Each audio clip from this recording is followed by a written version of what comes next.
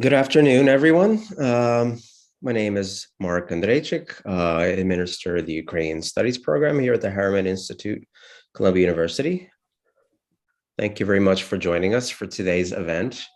Today's event is co-sponsored by the East Central European Center at the Harriman Institute, so we're very happy to have them along as well.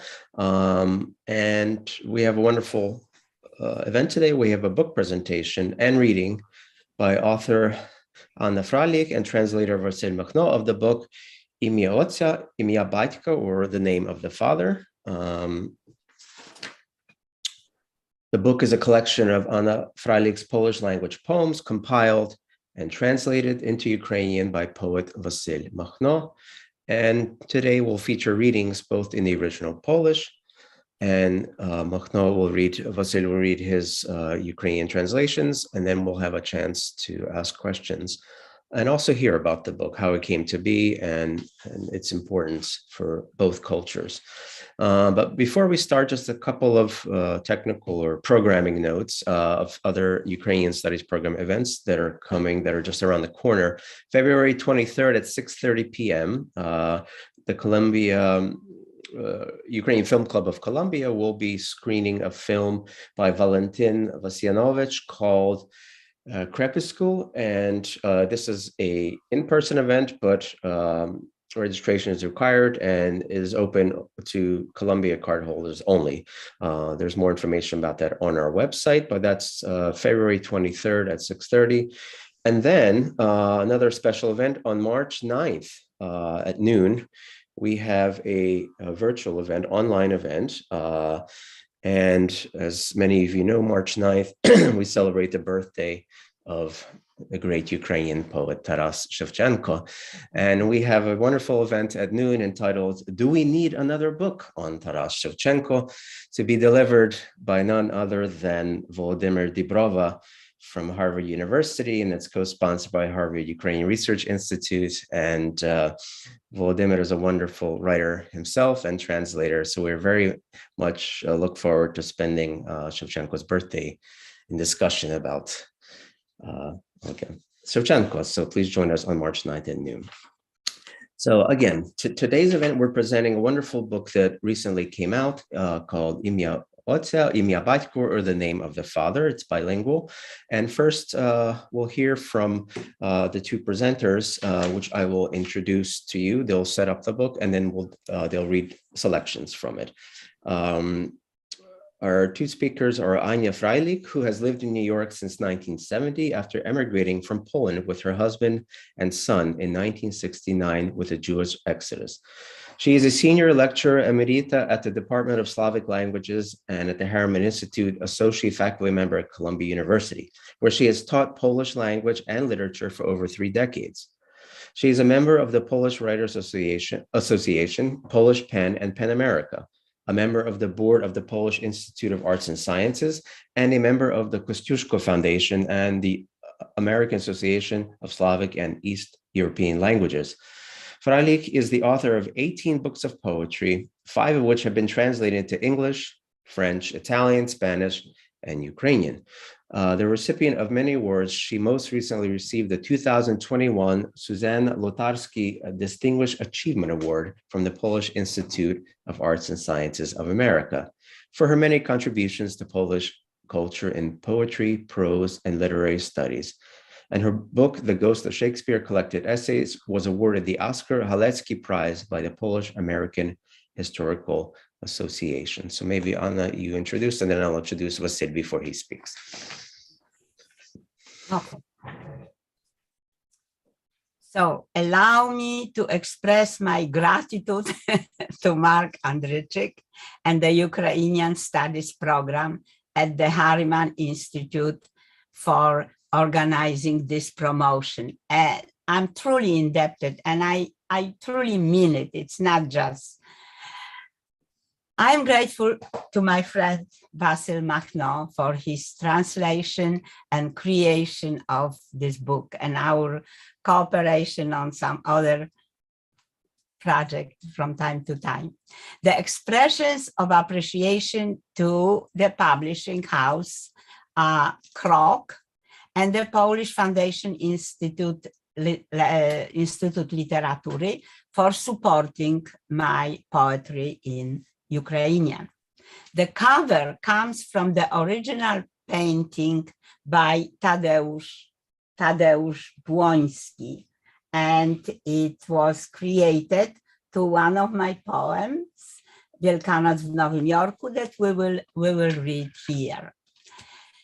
The fact of being translated into Ukrainian has a special meaning to me because my parents come from Lviv, and for their entire life, they cherish their childhood memories. So even if I visited Ukraine only once, a few decades ago, the topic of Lviv and Lvov exists in my poetry and in me to an extent. Recently, one of Vasyl Makhno translation of my poem appeared in Ukrainian textbook for the 7th grade. It is an honor and a symbolic return for me.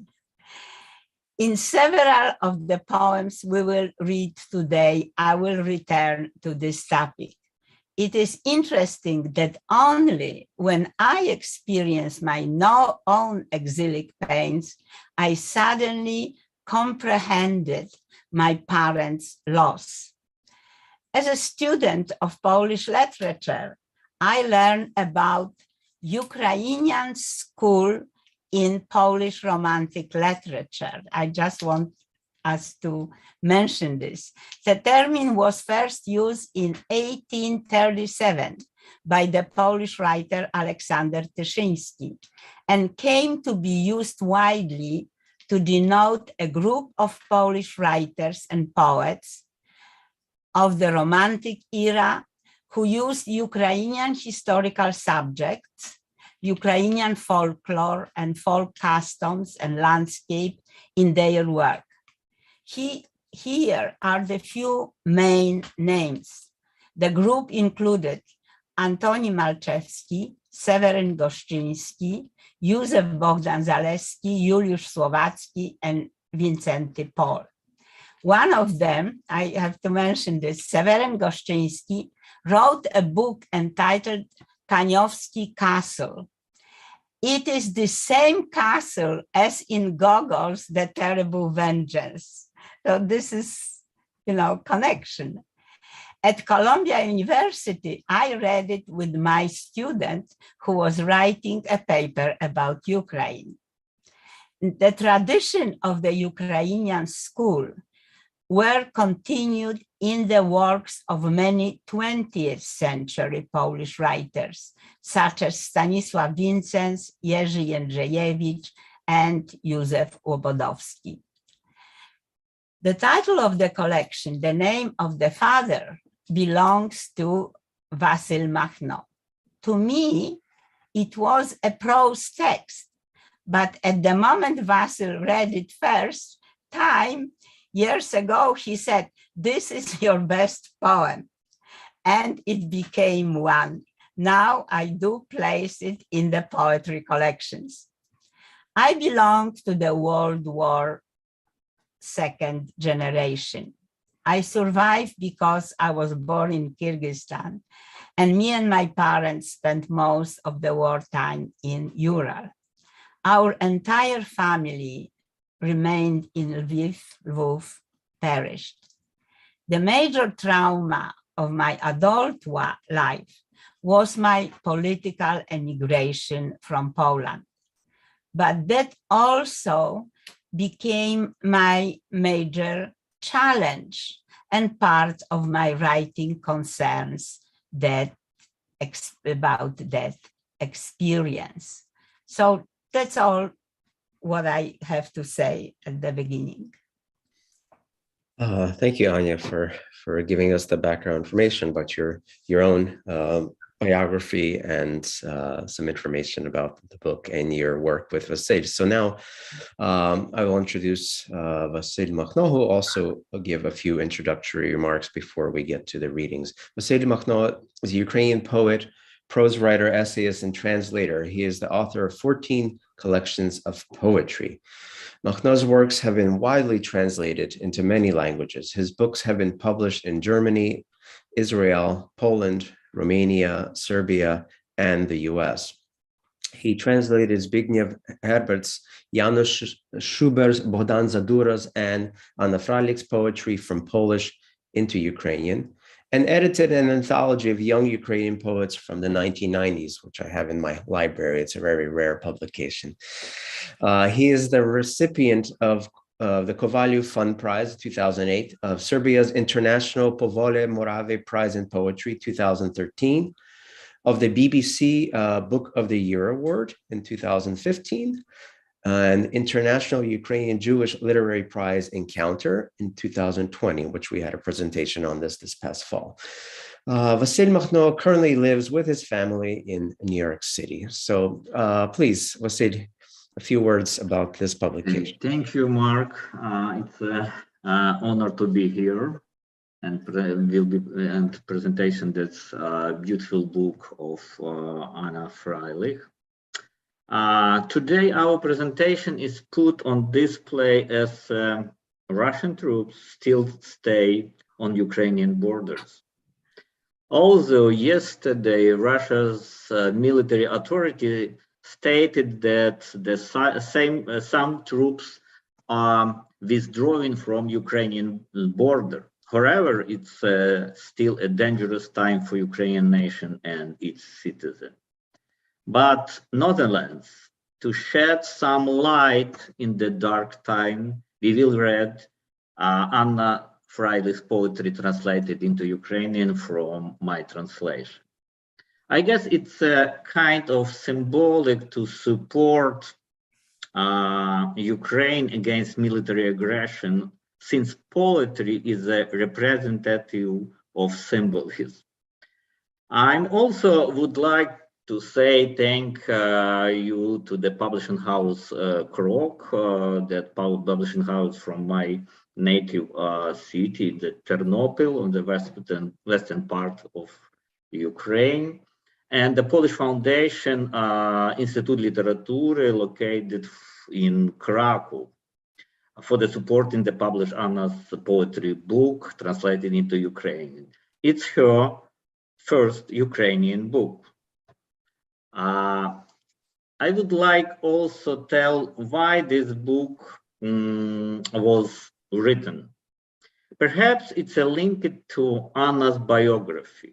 For me, it was a surprise to find out that her relatives before World War II lived in Lviv, a major city in the western part of Ukraine. This connection to Ukraine in Anna's biography was the reason for me to start translating her poetry, and also of high quality of its poetry. Many years ago, I invited Anna to poetry reading at Shevchenko Scientific Society. For this reading, I prepared a couple of poems in Ukrainian. These were poems about Lviv. Then I spontaneously began translating Anna's poems from her different poetry book.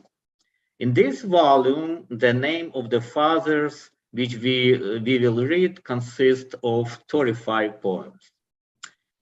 And I wanted to tell few words about Anna Frajlich.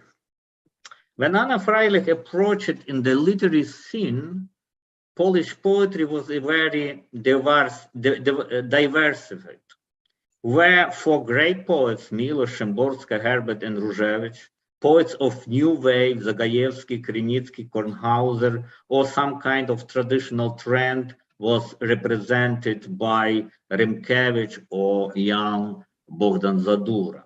In 1969, Anna decided to emigrate with her family, and her life in Poland would come to the end. After arriving in the USA, Frajlich began a new page for her creative work.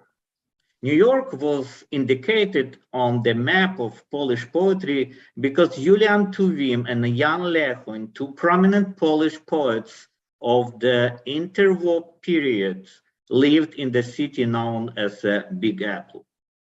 Since the immigration is a very complicated situation for writers, in Frajlich's poetry, she had brought a memory of home. In her many poems, its motif is a dominate. That's why home, immigration, New York, is a central part of Anna's poetry. I included the poem titled The Name of the Father for context of the book, because in my opinion, the poet in her poem concentrated on social, historical, and personal motifs.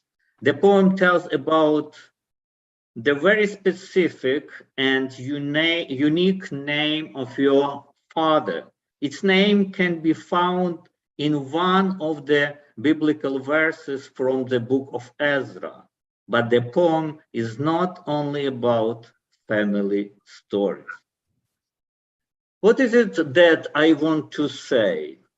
Well, it seems to me the poetic language of Anna Frajlich has a strong lyrical component to it, some kind of ironic and philosophical perspective. Her images used sparingly are why her poems aren't long, but always roomy. I hope that Ukrainian readers will discover one of the most important Polish poets along with her unique world.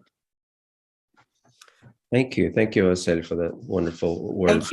Thank you. So now let's get to the poems. So Anya will be reading the poems in the original, followed by Vasyl reading his translation. So please. Yes, and I will add a little comment.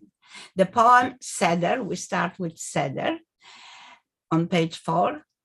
And my reading of the poem concerns my state of mind, the situation of an excluded person. The guilt is on both sides. We have chosen the situation, and the prophet accepted our exclusion. I mean, this is interpretation. Everyone has a right to that. Seder. W obcojęzyczną ciszę nienazwanych ulic wpisani, stołów nie zastawiamy i nie czcimy Boga. Nasz pośpiech jest pośpiechem zagubionej drogi. W milczeniu leżą zmarli bez naszej modlitwy. Wiosna budzi nas światłem odbitym o kamień.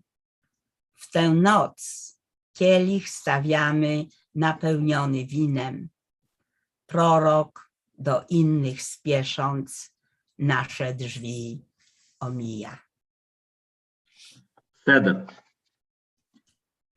У чужомовній тиші, серед безіменних вулиць, не застеляємо столів і не шануємо Господа. Наша метушня в усвідомленні втраченого шляху, мовчазно покояться мертві без наших молитов. Весна пробуджує нас світлом, відбитим від каменю, і в ту ніч наповнюємо келих вином. Але пророк, поспішаючи до інших, минає наші двері. Bez adresu. This poem deals with the situation of my generation of Polish Jews, this group who experience the lack of one's place. It is not a tragedy, but a difficult condition. Bez adresu.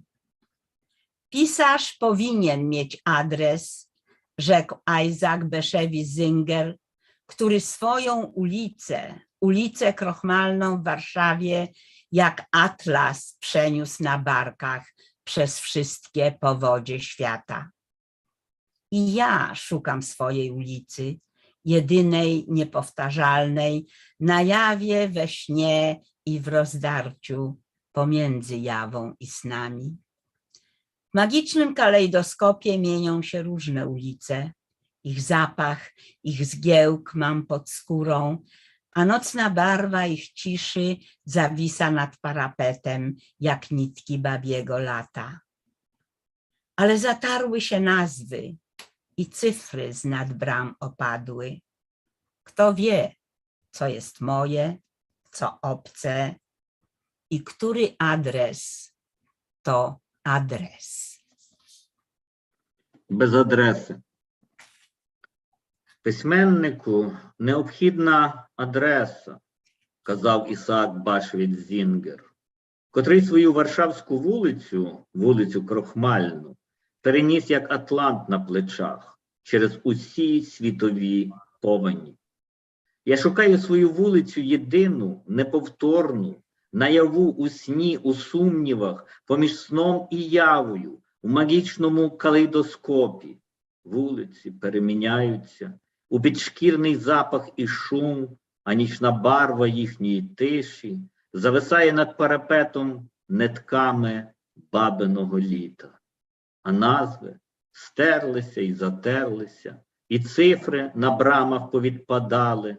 І хто знає, що є моїм, а що чужим, і яка адреса є адресою. Spotkanie z Belą Achmaduliną. This dramatic situation of the poet alone with her poetry. I met Bela Achmadulina twice, once at Columbia University and once at the Penn Congress in Helsinki, Finland. And that's my meeting with her. Spotkanie z Belą Achmaduliną. Poeci opuścili ją. Jeden wybrał śmierć, drugi nową żonę z Karelii. Została sam na sam z poezją. To dlatego drżą jej ręce, gdy sięga po kieliszek pierwszy od wczoraj, bo dopiero otworzono bar. Poeci opuścili ją. Jednych dawno stracono, inni stracili grunt pod nogami. To dlatego nie może znaleźć słów, zanim kropla wina nie rozleje się jej na języku. Wtedy mówi pospiesznie: Da, ja była na Kolumbijskim Uniwersytecie. Nie хочеться wam wina? Wieć ja zna już to Poliaki piłt. A potem już tylko parę gestów na tle zatoki w oknie, skupiona na czerwonym płynie, z trudem przełyka krewetkę. To ona, szepczą ludzie, gdy przechodzi sam na sam z poezją. Зустріч з Белою Ахмадуліною. Поети її залишали. Один вибрав смерть, інший нову дружину в Карелії. Залишилася сама, з поезією. Тому тремтять її руки, коли тягнеться до келішка першого від вчора, бо тільки-но відчинили бар. Поети її залишили. Одних давно втрачено, інші втратили під ногами ґрунт. Ось чому не знаходить слів, поки крапля вина не зволожить її язик. Тоді швидко випалює: «Да, я була в Колумбийском университете. Не хочется ли вам вина? Ведь я знаю, що поляки п'ють». А потім кілька жестів на тлі затоки у вікні, бо зосереджена на червоній рідині і на силу ковтає креветку. То вона, перешіптуються люди, коли прямує самотня з поезії. Wielkanoc w Nowym Jorku. When we read now this poem, it sounds like an idyllic story. Unfortunately now, New York became an entirely different, quite dangerous place. And the cover of the book relates to this particular poem. Wielkanoc w Nowym Jorku. I w deszczu lubię nowojorską wiosnę. Dziś Wielki Piątek. Jedni lilie niosą, a inni windą zjeżdżają do pralni. Pod kościoła bramą bezdomny drzemie, owinięty w kołdrę zdobyczną. Tuż przy nim rower czerwony, sportowy, o pociemniały mur oparty stoi. Kiedy się zbudzi, kołdrę zwiniętą przy schodach zostawi i w Wielki Piątek wjedzie na rowerze. A naprzeciwko w błyszczącym chałacie Hasyt już wraca z porannej modlitwy, bo dziś jest piątek paschalny. Czasem się zbiegają kalendarz słońca, kalendarz księżyca. Czy już ponowił? Wszyscy się pytają. A deszcz na wiśnie tylko co rozkwitłe i na skulone główki tulipanów spada i wsącza się w żyły granitu. Великдень у Нью-Йорку. Подобається мені нью-йоркська весна з дощем. Нині Страсна п'ятниця. Хтось йде з ліліями, хтось з'їжджає ліфтом до пральні. Біля костельної брами дрімає безхатько, накрившись знайденою ковдрою. Ось біля нього спортивний червоний ровер, зіпертий до сіруватого муру. Коли прокинеться, скручену ковдру залишить на сходах і в'їде на ровері в Страсну п'ятницю. Навпроти в лискучому халаті повертається з ранішньої молитви Хасид, бо нині пасхальна п'ятниця, деколи збігається сонячний календар з місячним. Чи вже молодик цікавляться? А дощ по вишневому цвіту, по перегнутих голівках тюльпанів стікає і просочується в гранітні тріщини. Memento mori. This short statement deals with upsetting the foundation of security. The poem was written after 9/11. The situation when that one did not know if one gets to the point here in New York one wants to get. And with pain, one can say that we experience similar situation, not from the outside, but inside. Memento mori. Człowiek wsiada do autobusu. Do 86. Czy dojadę? Jaki ufny ten, który wsiada, jaki ufny ten, co odpowiada. Мементо морі. Людина заходить до автобуса. Чи доїдуть до 86-ї? Який впевнений той, хто увійшов? І який впевнений той, що відповідає? Na kamiennej łodzi. Starting with the absurd title, everything tells of the impossibility of achieving a positive result of one's trying, and yet there is no other solution. We have to try. Na kamiennej łodzi, dedicated to Tymoteusz Karpowicz, prominent Polish poet who lived in Chicago for many years, teaching Polish literature. Na kamiennej łodzi Tymoteuszowi Karpowiczowi. Znów śnieg i ja na wyspie, na kamiennej łodzi. Ostatni śnieg marcowy, a ratunku znikąd. Nieme dachy, przyłbice zsunięte na czoła, powoli się zlewają z mleczną magmą nieba. Tam nic nie ma, tu śniegiem sypie prosto w oczy. Trzeba drogę oczyścić, iść trzeba. Trzeba? У кам'яному човні.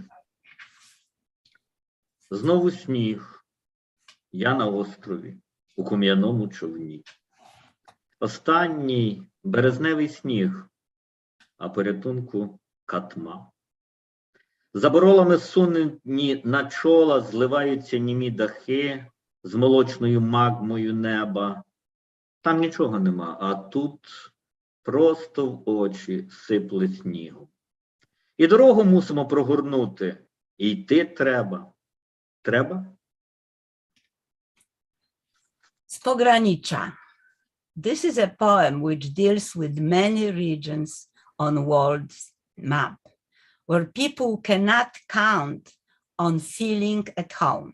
They do not change places, but the places changes their identity. And we are dealing with such situation now as well.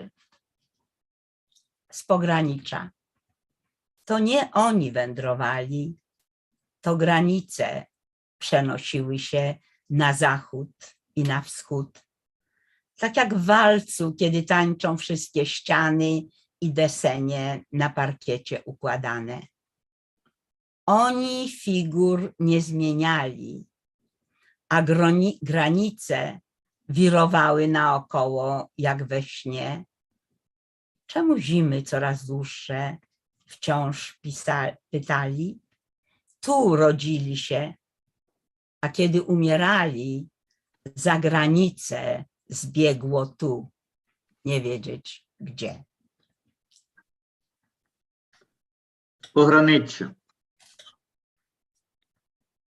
Хіба це вони мандрували?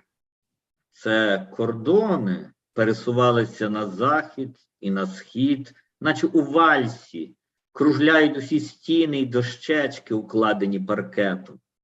Вони не змінили фігуру, то кордони крутилися навколо, як у вісні. Чому зими щораз довші?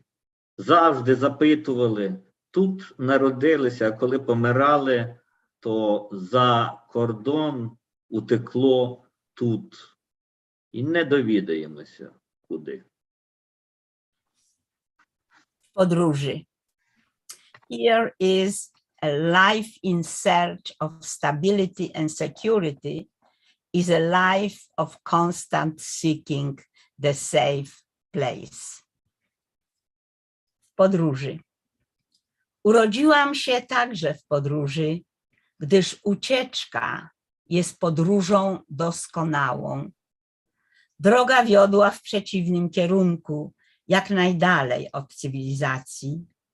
W Azji było wielkie zamieszanie, więc przeżyliśmy na skraju przepaści i nie było dokąd wracać na zawsze. Tak się dłuższa jeszcze podróż zaczęła. Під час подорожі. Я народилася під час подорожі. Бо найбільш досконала подорож – втеча. Дорога втікала в протилежному напрямку, якнайдалі від цивілізації. Азія перетворилася на великий мурашник, так що пережили ми на краю прірви. І не було куди повертатися назавжди. Ось так розпочалася ще довша подорож. And now we have sen o Lwowie. And my comment, no matter how far and how long ago we left the place of our origin, we cannot accept the loss. My mother's childhood took place in the very miserable circumstances. Her father was in the army in the First World War. Her mother died of hunger. But the realm of that place kept returning to her and to my father until the last day of her life. And it's sen o Lwowie. Mamie mojej śni się Sykstuska. Kto pamięta Sykstuską 14, już po Wielkiej Wojnie, przed potopem? Kto pamięta, że tam mieszkał stolarz, biedny wdowiec z 6 swoich dzieci? Kto pamięta, jak zbłąkany pocisk Dawidowi czapkę strącił z głowy? Ta Arkadia w ciasnej oficynie głód i bicie, brak własnego łóżka. Po przeciwnej stronie oceanu, na przeciwnym brzegu egzystencji, mamie mojej śni się Sykstuska. Сон про Львів. Моїй мамі сниться Сикстуська. Хто пам'ятає Сикстуську 14? Після Великої війни, перед потопом. Хто пам'ятає, що там мешкав столяр, бідний удівець, 6 дітьми? Хто пам'ятає, як випадкова куля скинула з Давидової голови кашкет? Та Аркадія в тісному приміщенні, голод і побої, без власного ліжка. На іншому боці океану, з іншого боку екзистенції, моїй мамі сниться Сикстуська. And one more poem about Lviv, Lvov. It is the city that people who lived there could never forget. And when I published that particular poem, Nie zapominajki, in London, in the London Wiadomości, in the 1970s, all the readers love me. The memory of Lviv was deeply ingrained in the conscience of people who live there. Doesn't matter which emigration. That was war emigration, and our was different emigration. Vasyl, nie zapominajki. Oh, I'm reading, right? Yes, I'm waiting for your reading. Okay. I zostało wszystko we Lwowie, w mieście mojej matki i ojca. Wszyscy żywi stali się umarłymi, ale cmentarz przestał być cmentarzem. I zostało wszystko we Lwowie. Na wieszaku prawie nowe ubranie, stół i łóżko, może jakieś krzesła, fotografia w ramce na ścianie. Na tej ramce nie zapominajki wyciął ojciec mój scyzorykiem, żeby nie zapomnieć, żeby nie zapomnieć, żeby nie zapomnieć Lwowa nawet w Ameryce. Незабудки. Усе залишено у Львові, у місті мами і батька. Усі живі враз стали мертвими. Навіть цвинтар перестав бути цвинтарем, і все залишилось у Львові. На вішаку незношений одяг, стіл, ліжко, може якісь стільці, в рамці фотографія на стіні, на тій рамці незабудки, які ножичком вирізав мій батько, щоби не забути, щоби не забути, щоби не забути Львова навіть в Америці. And now we come to New York, Nowy Jork. The major reasons to accept New York, at least in my mind, it is not the beauty, but the fact that a human being finds the way to realize their dreams, or at least can try to find it. Nowy Jork. To miasto jest moje i ja jestem jego.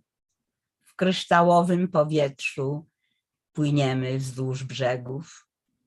Czy jest piękne? To mało istotne pytanie. Ważne, że łodzią jest i jest przystanią. Нью-Йорк.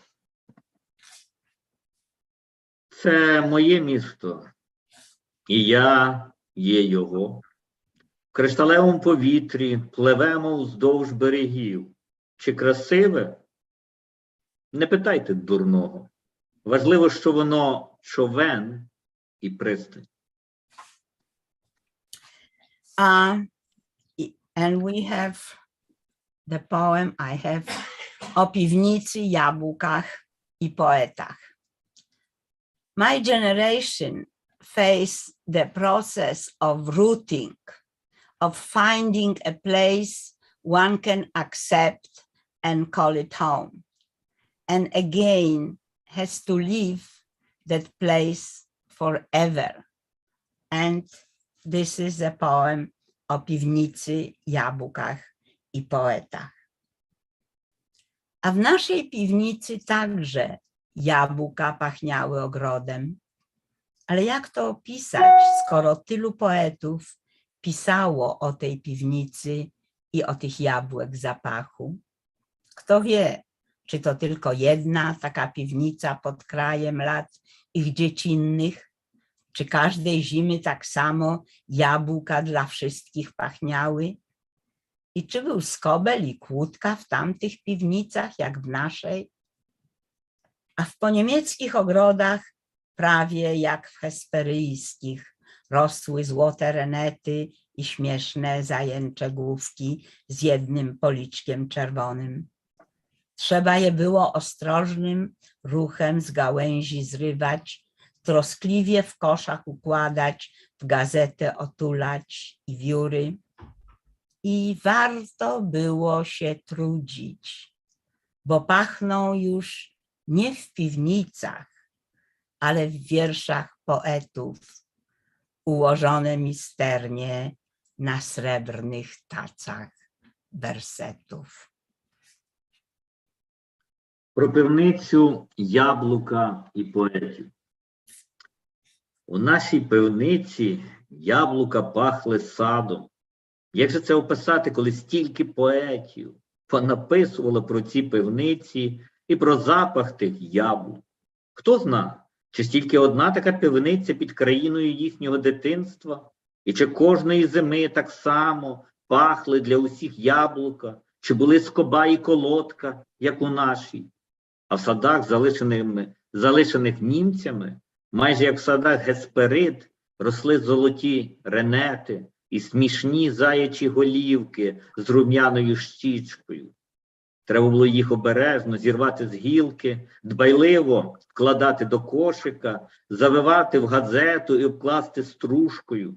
Вартувало труда, бо пахнуть тепер не з пивниць, а з віршів поетів, майстерно викладені на срібних тацях рядків. And now we have poem, wiersze izraelskie, Israeli poem, my impressions after trip to Israel. And now, Vasyl, you have to decide which one. Do we read all of them or do we? Yes. Yes? Okay. Yes. All right. Wiersze izraelskie. Na pustyni. Nic nie ma na pustyni, nawet ziarnka piasku, tylko pasma eonów wpisane w opokę.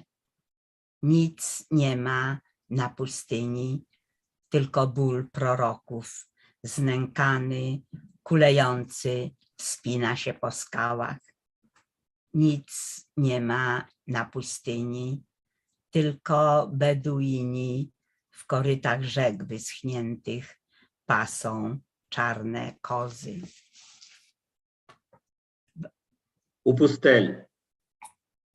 Немає нічого в пустелі, навіть зернятка піску, тільки смуги часу на каменях. Нічого нема в пустелі, тільки біль пророків, як той кульгавий, що дереться по скелях. Нічого немає в пустелі. Одні бедуїни пасуть чорних кіз у висохлих жолобах річок.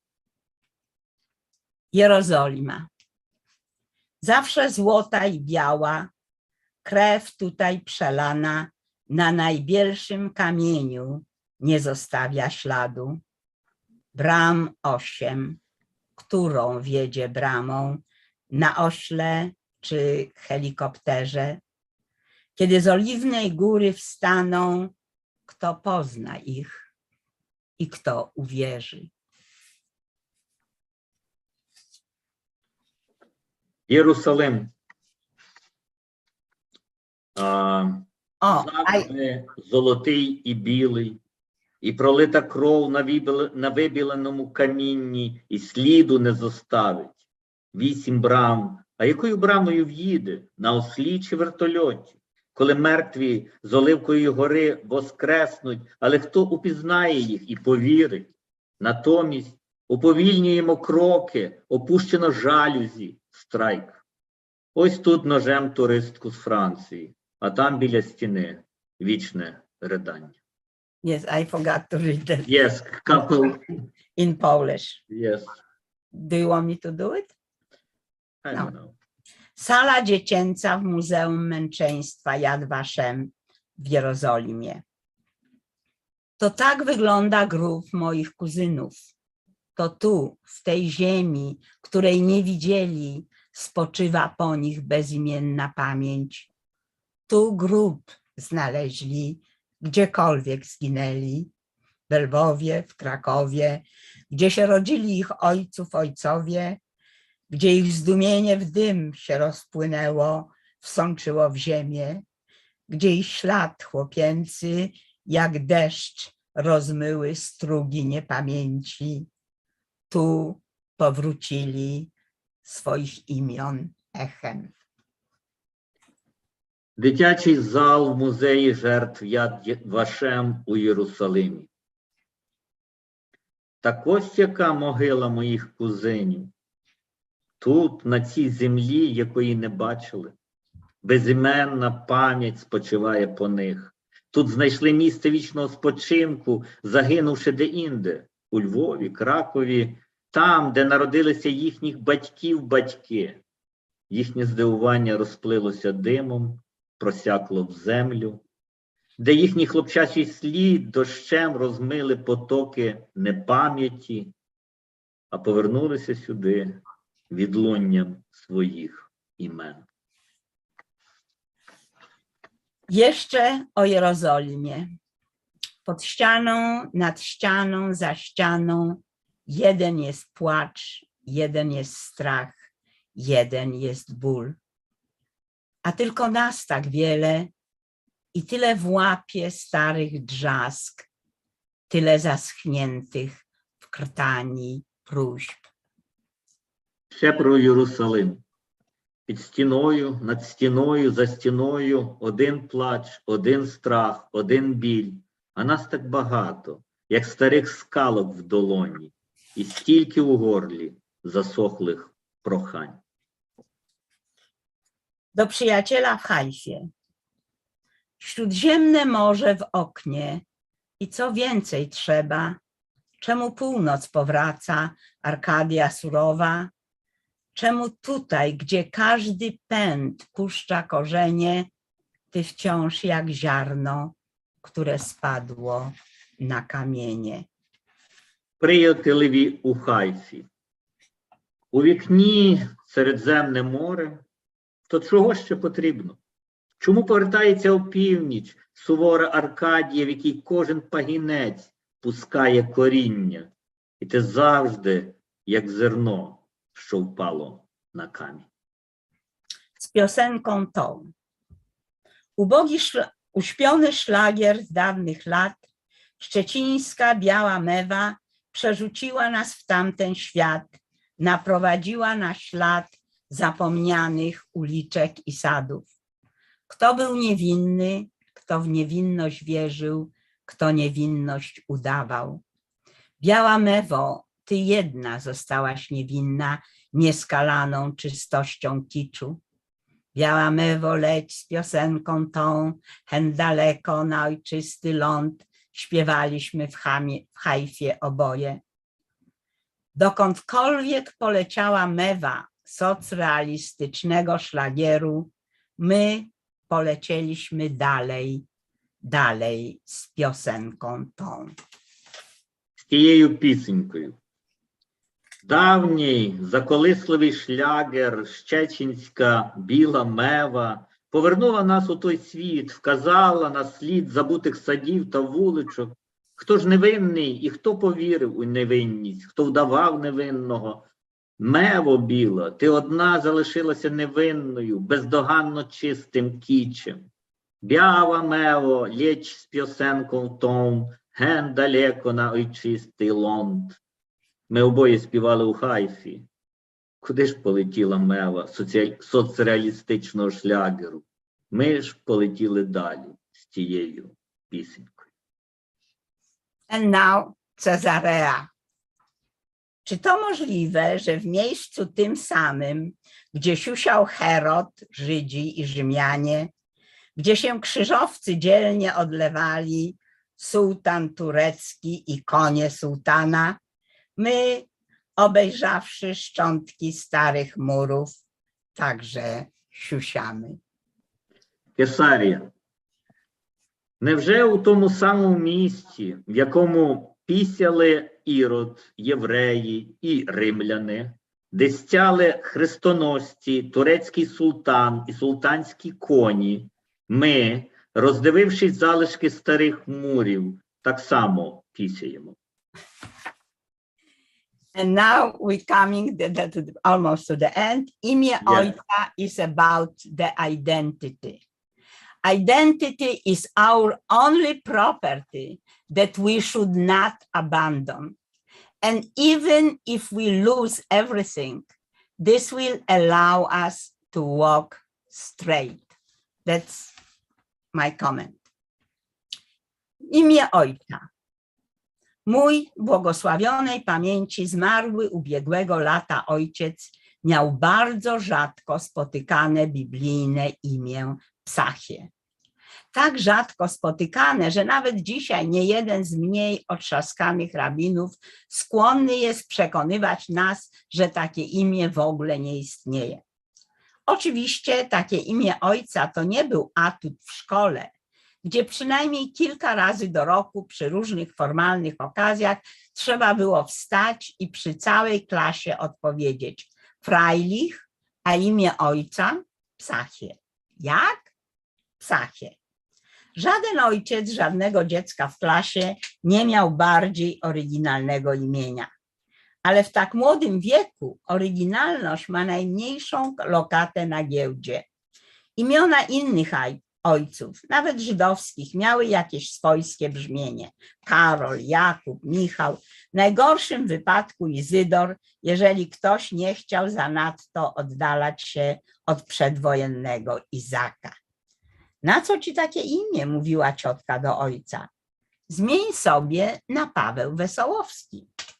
Ale ojciec, który przez całe swe dorosłe życie wierzył tylko w postęp naukowo-techniczny, sam był technikiem, obnosił się ze swoim biblijnym imieniem jak ze sztandarem. Indagowany przez ludzi, Żydów i nieżydów, odpowiadał, że Anglicy też nadają dzieciom biblijne imiona. Chociaż był Żydem zasymilowanym, przywiązanym do polskiej kultury i cały koncert wojskiego znał na pamięć, nie chciał być Wesołowskim, a już w żadnym wypadku Pawłem. Nie myślałam o tym wiele, ale przychodziło mi czasem przez myśl, jakby to brzmiało, gdyby w klasie wywołano Wesołowska, a imię ojca Paweł. Wiele lat upłynęło, zanim dowiedziałam się, że Paweł to nie było prawdziwe imię Pawła, bo tak naprawdę to miał Saul. Nigdy też nie pytałam ojca, gdzie właściwie w Biblii jest to dziwne imię. Nie zabierałam się do szukania. Wystarczyło mi, że ku wielkiej radości całej rodziny znaleźliśmy to imię w Głosach w ciemności Stryjkowskiego. Głosy w ciemności to też była Biblia, księga życia umarłych Żydów galicyjskich, z których wywodzi się nasza rodzina. Przez wiele tygodni wieczorami mama czytała nam na głos te głosy. Tam właśnie był ten drugi Psachie, jeszcze jeden na całym świecie, prócz naszego ojca. I dopiero kiedy ojciec umarł, okazało się, że nasza wiedza o jego imieniu nie jest wystarczająca. Hebrew name? Zapytał właściciel zakładu kamieniarskiego, gdzie zamawialiśmy nagrobek. Psachie. Nakreślił kilka znaków po hebrajsku i pokazał mamie, mówiąc Pesach. Nie, W żadnym wypadku nie Pesach, zaprotestowała mama. Stanowczo nie Pesach. Ojciec zawsze podkreślał, że to nie jest to imię. Ale mama nie wiedziała, jak trzeba napisać po hebrajsku, żeby nie było pomyłki. To skomplikowana sprawa, potwierdziła Miriam, znajoma jidyszystka, która uczy żydowskiego na Kolumbii i sama jest pisarką. Podobno błąd znalazł się nawet na nagrobku Izaka Baszewisa Zingera, gdzie zamiast Nobel jest Nobel, co zdaje się nie odzwierciedla istoty rzeczy i jest niezawinionym epitetem. Od kogo by się tu dowiedzieć? Najprościej byłoby znaleźć jakiegoś hebraistę na uniwersytecie, ale w katalogu przy każdym fascynującym tytule wykładu widniała italikiem napisana wzmianka, że wykład nie jest oferowany w bieżącym semestrze. Podniosłam więc słuchawkę i zadzwoniłam do Holonu do Nurit. Nurit jest moją kuzynką pierwszego stopnia i najprawdziwszą w świecie sabrą.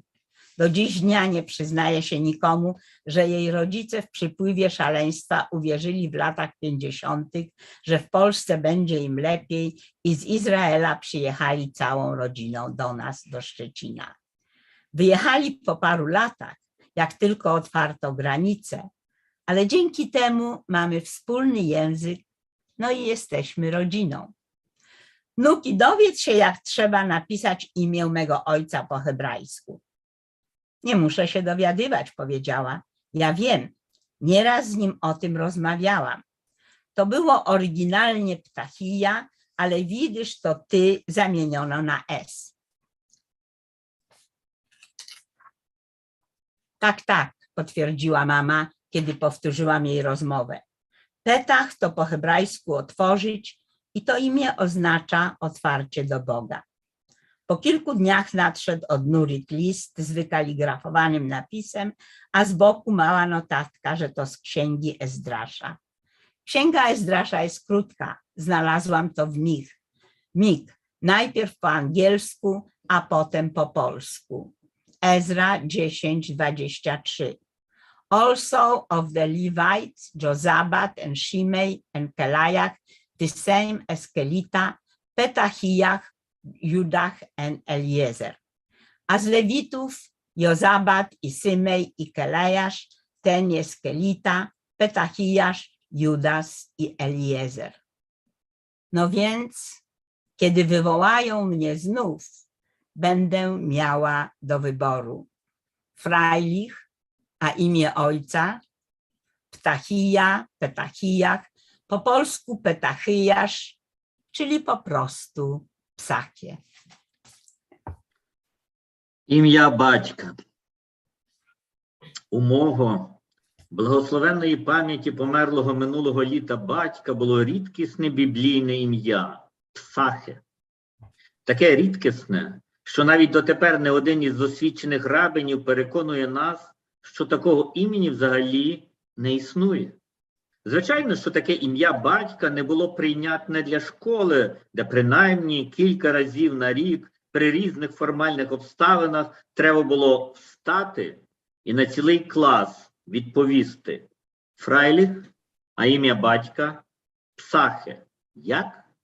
Псахе. Жоден батько іншої дитини в класі не мав більш оригінального імені. Але в такому молодому віці оригінальність не цінується на ринку. Імена інших батьків, навіть єврейські, звучали звично. Кароль, Якуб, Міхал. Ну, в найгіршому випадку Ізидор, якщо хтось не дуже хотів надто віддалятися від передвоєнного Ісаака. Навіщо тобі таке ім'я, казала тітка до батька. Зміни на Павел Веселовський. Однак батько, який усе життя доросле вірив тільки у науково-технічний поступ, сам був механіком, носився зі своїм біблійним іменем як з прапору. Перепитуваний людьми, євреями і неєвреями, відповідав, що англійці теж називають дітей біблійними іменами. І хоч був засимільованим євреєм, прив'язаним до польської культури, і знав на пам'ять увесь концерт Войського, не хотів бути Веселовським і в жодному випадку Павлом.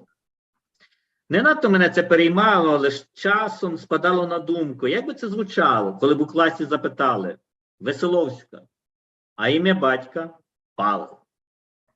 Минуло чимало літ, аж поки я довідалася, що Павло не справжнє ім'я Павла, насправді називався він Савло.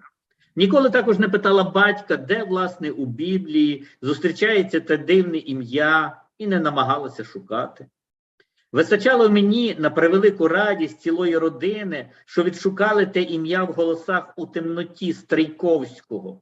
Голоси в темноті теж були Біблією, книгою життя померлих галицьких євреїв, з яких походить наша родина.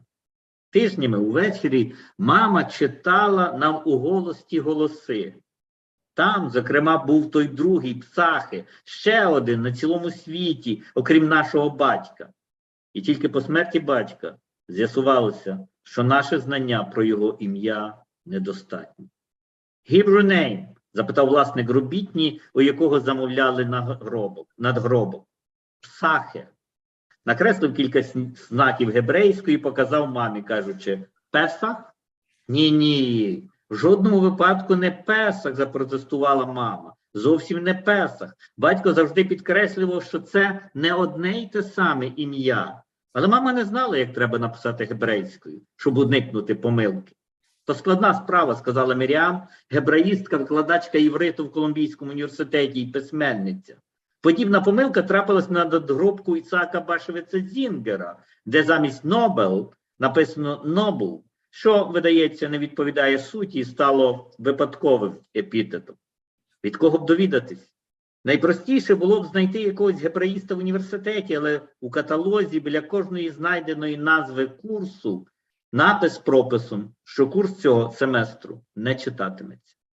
Зняла слухавку і зателефонувала до двоюрідної сестри Нурід, до Голону. Нурід – моя двоюрідна сестра і найправдивіша у світі Сабра. До сьогодні не признається нікому, що її батьки у припливі шаленства у 50-х роках повірили, що в Польщі буде їм ліпше, і приїхали з Ізраїлю цілою родиною до нас, до Щеціна. Виїхали кілька років опісля, як тільки відкрилися кордони. Але завдяки цьому маємо спільну мову і родичаємося. Ну-ки, дізнайся, як треба написати ім'я мого батька гебрейською.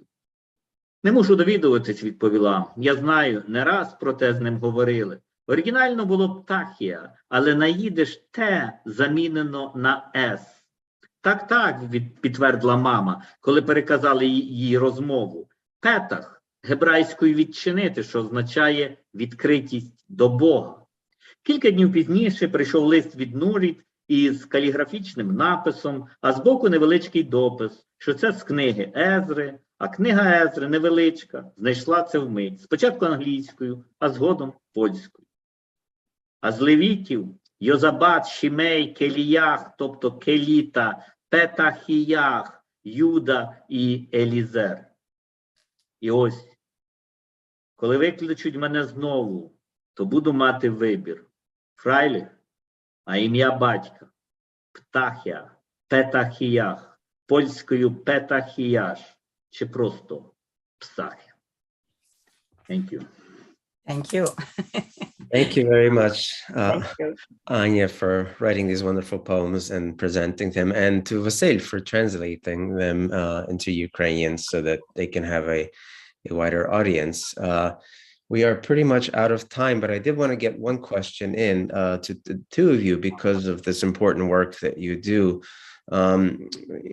Contact with Poland is very important for Ukrainian intellectuals. In the Soviet period, there was, if you lived in Western Socialist Soviet Republic, you could listen to Polish radio. So this was a very important access to things that weren't allowed in the Soviet Union for young intellectuals at the time. And then, of course, independence, Ukraine, many Ukrainian writers were first translated into Polish and published. There was the Andrzej Stasiuk with his Czarny publication house, and we mentioned Bogdan Zadura's work translating Ukraine. So And then that you have your book, which is also important. We know there are a lot of Ukrainian writers work as translators of translating from Polish into Ukrainian. My question to the two of you is, because you've just produced this wonderful book, how do you see this mutual, this communication through translation, Polish, Ukrainian, Ukrainian, Polish? How is it developing? Or is it growing? Is it slowing down? Is it taking on new characteristics? Maybe just comment on how you see these kind of things happening, like your book. So maybe Anya first. Anya first. Yes. I didn't expect this. Well, this is, as I said. First, we have to start with this. There was this group, and there was always a very big interest in Ukraine, in Polish literature, and as I say, not recently, but in the 20th century and 21st century. So there was. It was also always a topic in literature. In school, I read poems. I translated from Ukrainian into Polish. I'm not talking about that. My mother had all the books. Vasyl Makhno, and she read it in Ukrainian, but it was always in the topic of speaking of literature, right? And now also very, I cannot tell you all the names and so on, but you see that it is being translated. Not even in the émigré literature, right? I'm talking about the 40s and 50s. There were writers who, like Łobodowski and others, who translated Ukrainian literature, poems, and prose into, and it was published into Polish. It was published. If it couldn't be published in Poland, it was published outside. I cannot, give you the examples of names, but it was always there, I think. What do you say, Vasyl? Yeah, it seems to me that Ukraine-Polish literary relations have a long history. It's for my generation. Yes, I listen the Polish radio. I reach some one of the best magazine, the Poezia. This magazine published during probably from 60s to 70s and 80s years. And if we going to emigrate literature, that's Jerzy Giedroyc and his Parisian Cultura is very important for create relationship between emigrant circle of Polish and Ukrainian, because that one of the most important book, Розстріляне відродження by Yuri Lavrinenko, was published in France, the publishing house, that Cultura, and from initial of Jerzy Giedroyc. As far I know that the best story writers in Ukrainian literature, Vasyl Stefanik, felt the influx of Polish modernism. And writers like Mykola Bazhan and Yaroslav Iwaszkiewicz had a friendship and translated each other. In the present day, contemporary Ukrainian literature is well known in Poland thanks to numerous translations made by outstanding Polish poet and translator Bogdan Zadura. The same process happened with the Polish literature in Ukraine. I guess the contact between Ukrainian and Polish writers and translators developed a deeper connection and understanding of one another. Thank you. Yeah, I think it's quite important going forward, and we're very happy to have been able to present an example of this today. We are out of time, so again, I'd like to thank East Central European Center for co-sponsoring today and for wonderful presentations by Anna Frajlich and Vasyl Makhno. And thank you to everyone who tuned in to watch this today. Thank you. Thank you. Thank you very much. Thank you. To you, Mark. Thank you. Thank you, Mark. So we leave, right? Sure. Mm-hmm. Okay.